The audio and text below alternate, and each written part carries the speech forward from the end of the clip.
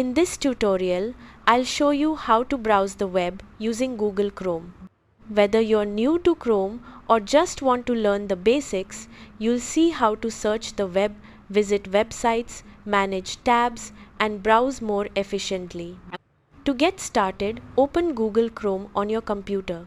At the top of the browser, you'll see the address bar. This is where you can either type a website address or enter a search query.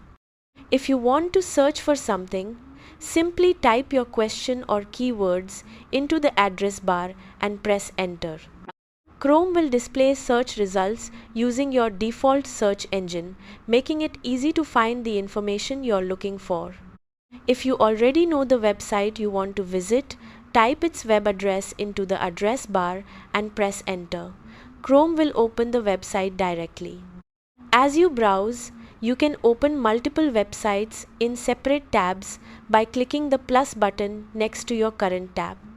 To switch between websites, simply click the tab you want to view. If you no longer need a tab, click the X on the tab to close it. If you'd like to browse more privately, click the three-dot menu in the top right corner and select New Incognito window.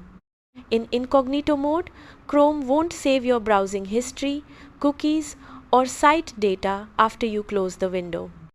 To keep your favorite websites organized, click the star icon in the address bar to bookmark a page.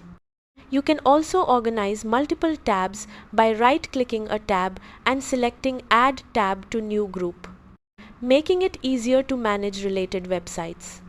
For a safer browsing experience, keep Google Chrome updated by opening the three-dot menu, selecting Help, then clicking About Google Chrome.